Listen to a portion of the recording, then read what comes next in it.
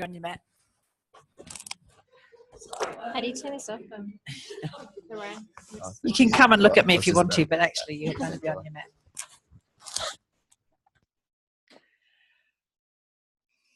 Lie down. That's a direction. That's an order. Lie down.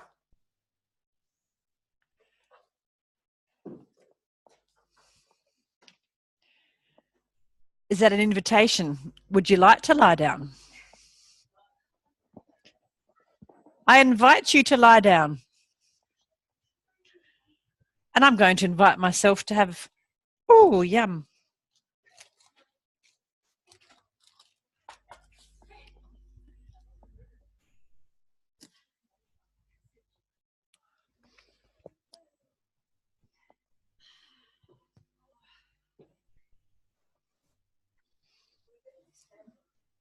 Maybe. I haven't decided yet. I'm just seeing how flat, you all lie as to what we're going to do. I'm being responsive in the moment. And I haven't got a plan until I have observed the state of the room. So the thing is, of course, you can all move very beautifully without knowing any of that. And in fact, Feldenkrais worked when he didn't know quite a bit of that.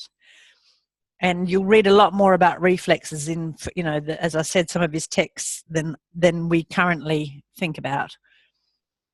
There's very little, to my mind, there's very little that we are reflexive about. We are habitual. And putting it in that language we've just talked about, where we will make a decision, we'll generate a solution that's quite limited based on habits.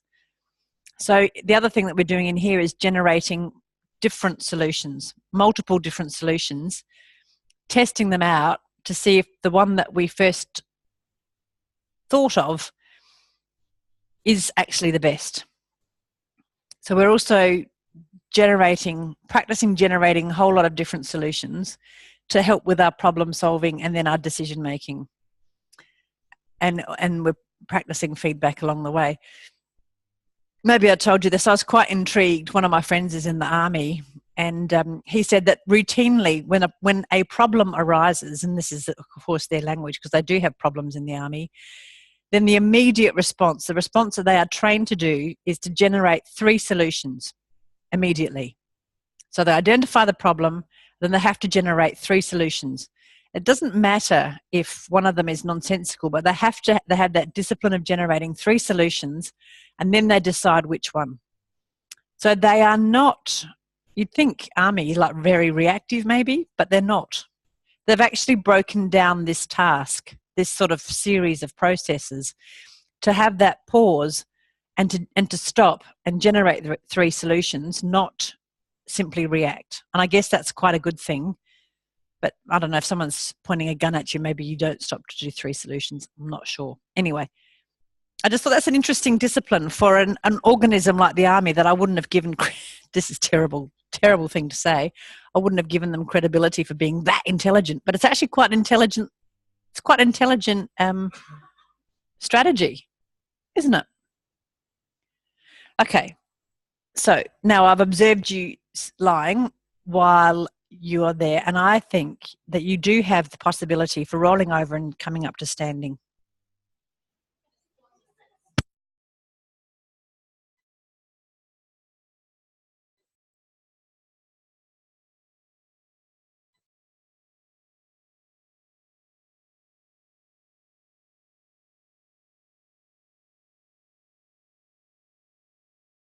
However, it's only to just test how the tipping movement's going, and then you're going to lie down again. I'm just messing with your reward systems. So quietly, let's stand for a moment and see where your weight is. How do you re-enter that little cycle of explorations and sensing? How do you re-enter that traveling of your attention, maybe to your feet, maybe to your hips? And then you've had some kind of other information put into your system that can refine the data that you use to make a plan of moving your weight onto one leg, onto your right leg. So you've had information from the person looking at you and then giving it to you, giving you verbal sort of feedback. And then you've had the feeling of their hands giving you more information about your standing. So what do you do with that information? Do you use it to update yourself? Does it change the way you take weight onto your right leg, have the left big toe touching, and begin to tip? So what has that extra information from those different sources, maybe looking at the skeleton, looking at somebody else, and your subconscious is bubbling away with that, all of that stuff has had an influence. Can you detect it or not? And if you can't detect it, it's no big deal. If you can detect it, it's interesting. If you can't detect it, it's really interesting. That tipping of the body over the right hip joint.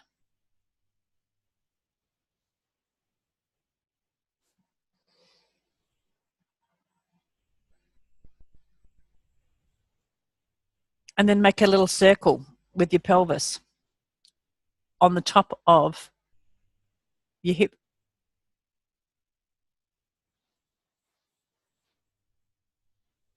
Actually, that's not very good language because that invites you to move the pelvis separately to everything else.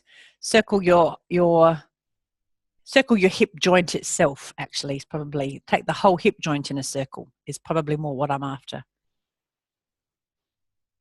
And so the trunk stays in that same kind of configuration. The trunk will move through space, but there's no movement within the trunk necessarily.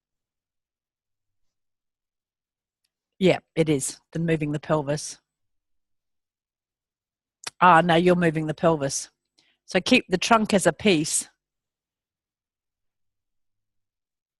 This is a language conundrum. Keep the trunk as a whole piece.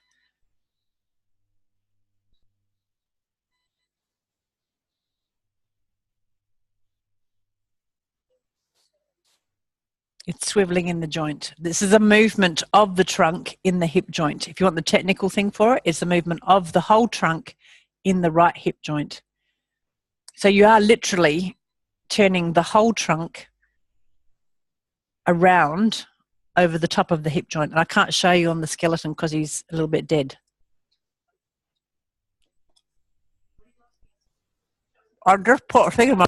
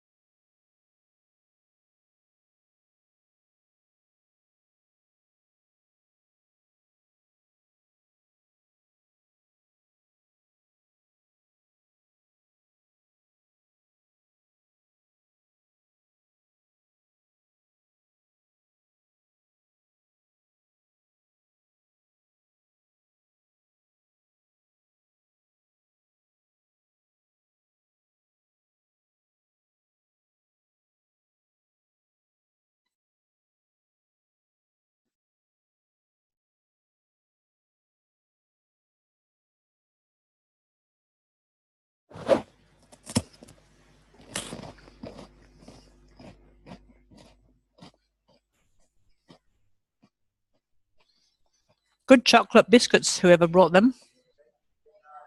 Thank you. Who's that? Nina. Thanks, Nina.